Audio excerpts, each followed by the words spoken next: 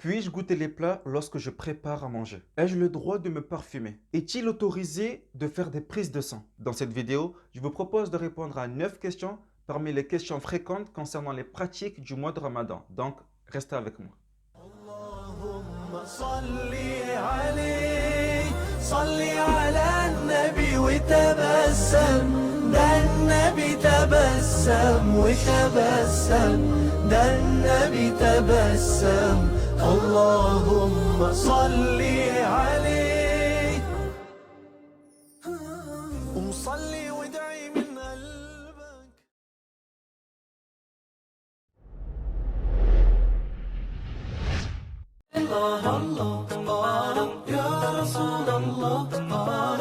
Eh bien, il n'y a aucun mal à utiliser de la dentifrice, mais il est préférable d'utiliser le siwak.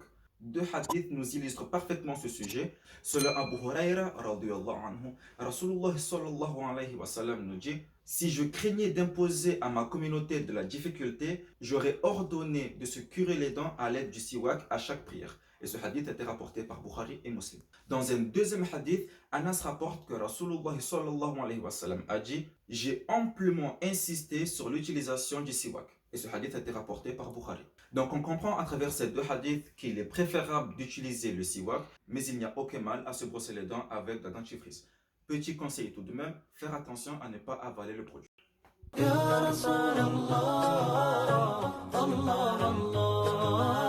Alors oui, il n'y a aucun mal à goûter un plat lorsqu'on prépare à manger pour rompre le jeûne au Maghrib.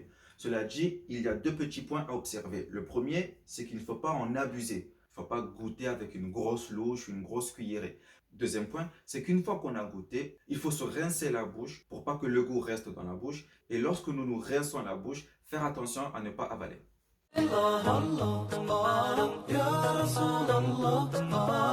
La prise de ces pilules n'est pas interdite, mais elle doit être prise en accord avec son mari, et si la femme n'a pas de mari, avec son responsable légal. Il faudra aussi se mettre en accord avec son médecin qui lui conseillera ou pas d'utiliser cette pilule selon son état. Il faut savoir aussi que prendre ces pilules est quelque chose de contre nature, car Allah a créé la femme ainsi, et ce n'est pas à nous de modifier ce qu'Allah a fait ou de s'imposer des changements. De plus, dans certains cas, ces pilules peuvent être dangereuses car elles empêchent l'écoulement du sang de manière naturelle. Et dans d'autres cas, les médecins s'accordent à dire que l'utilisation de ces pilules pour la femme non déflorée peuvent malheureusement causer la stérilité. Donc cette pilule n'est pas interdite, mais pour celles qui voudraient l'utiliser, mettez-vous d'abord en accord avec votre mari ou votre responsable légal, consultez le médecin qui va vous confirmer ou pas l'utilisation de cette pilule, enfin n'en abusez pas. Ou restez comme vous êtes.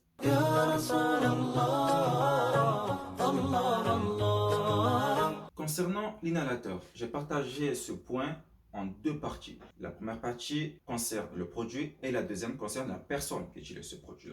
Concernant le produit, il y a deux points à observer. Premièrement, si ce produit contient aucune source d'alimentation destinée à nourrir le corps, mais permet d'ouvrir les bronches pour pouvoir mieux respirer, alors il n'y a aucun mal. Deuxième point, s'il y a une source d'alimentation par de la vitamine, du glucose ou autre, alors là, oui, par contre, ça rend le jeûne. À noter que pendant la prise de ce médicament, bien faire attention à ce que le produit aille bien dans les poumons et non pas dans l'estomac, sans quoi le jeûne sera inévitablement rompu. Concernant la personne maintenant, il y a trois types d'utilisation de ce produit. On a l'utilisation occasionnelle, l'utilisation périodique et l'utilisation dépendante. Pour l'utilisation occasionnelle, si une personne jeûne durant le ramadan et qu'à midi elle se sent pas très bien, elle ressent le besoin d'utiliser le produit, alors il n'y a aucun mal à utiliser le produit, ce qui va lui permettre de se sentir mieux durant le reste de la journée. Dans ce contexte-là, le jeûne n'est pas rompu et peut continuer normalement à jeûner. Maintenant, l'utilisation périodique est le fait que la personne dans la journée ait besoin d'utiliser plusieurs fois ce médicament, voire qu'elle l'utilise pendant plusieurs jours.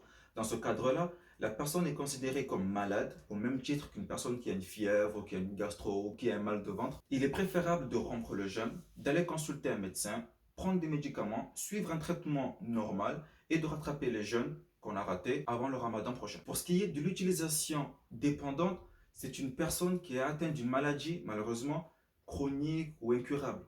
Donc, elle a besoin de ce produit-là. Et donc, cette personne-là ne peut pas jeûner. Étant donné que cette personne est dispensée de jeûne parce qu'elle ne peut pas jeûner à cause de sa maladie, elle doit s'acquitter de ce jeûne en offrant à un nécessiteux un repas moyen pour chaque jour non jeûné.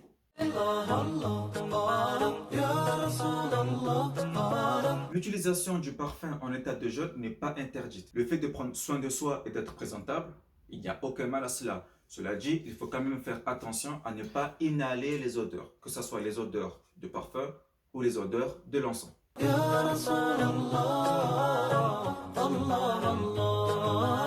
Alors, cela ne rentre pas du tout, mais alors du tout et encore moins du tout, dans les critères qui autorisent à rompre le jeûne ou à ne pas jeûner. D'ailleurs, Allah dit dans Surat Al-Baqarah, Surat 2, verset 185, « Man kana maridan aw ala safar » Ceux qui sont malades ou en voyage. Il n'a pas dit ceux qui passent le brevet ou ceux qui passent le bac. D'ailleurs, j'ai une petite anecdote à vous raconter. Une année, il y avait une sœur qui devait passer une épreuve et qui a dit à son père qu'elle n'allait pas jeûner. Son père lui a dit de jeûner, elle a refusé, elle est partie passer cette épreuve-là et elle a raté. L'année suivante, elle a redoublé, elle a repassé donc cette épreuve, elle a jeûné ce jour-là et elle a eu son épreuve avec mention. Comme quoi.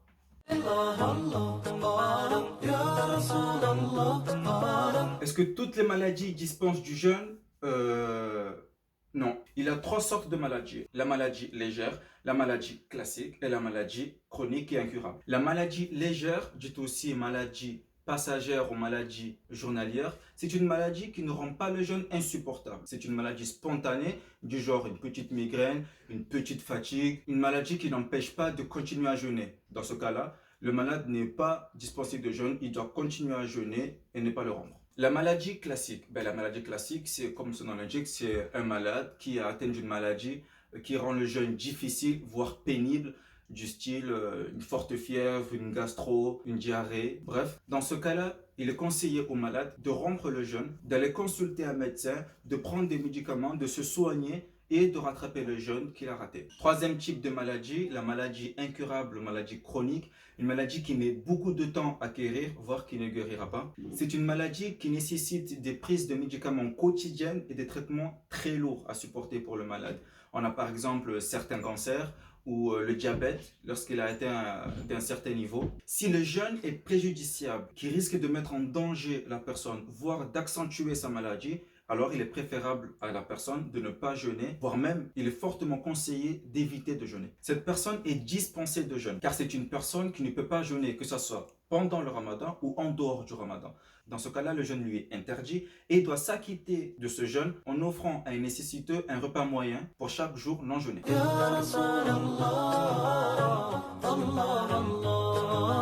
Il y a 2 types d'injections.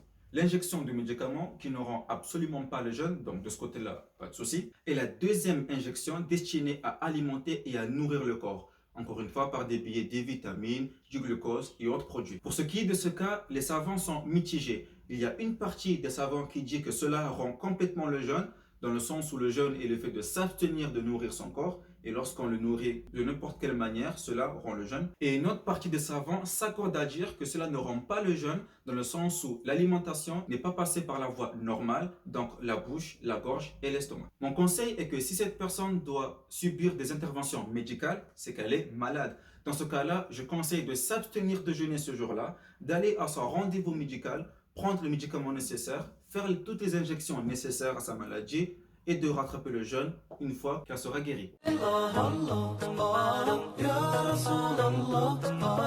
Parlons maintenant des prises de sang. Si la quantité de sang prélevée est minime, qu'elle n'affaiblit pas la personne et qu'elle ne constitue aucun danger quelconque, cela ne rend pas le jeûne et la personne peut continuer à jeûner normalement. Si la quantité de sang prélevée est importante et qu'elle cause des troubles, des fatigues, des vertiges à la personne, dans ce cas-là, le jeûne est rompu. Par conséquent, il n'est pas permis de faire des prises de sang importantes en journée pendant le mois de Ramadan. Sauf en cas de nécessité absolue, comme par exemple pour sauver la vie d'une personne qui a subi un accident. Dans ce cas-là, la personne peut faire une prise de sang importante, par contre cela rend le jeûne. La personne peut donc aller manger et boire durant le reste de la journée et doit forcément rattraper le jeûne qu'il a raté ce jour-là.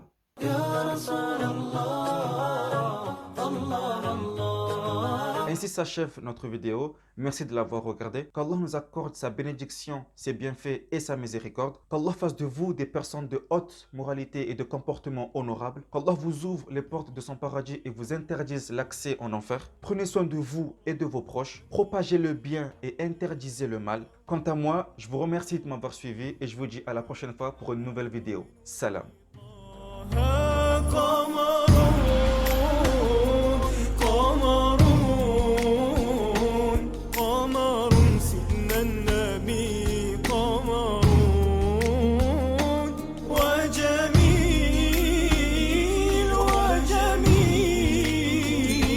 وجميل سيدنا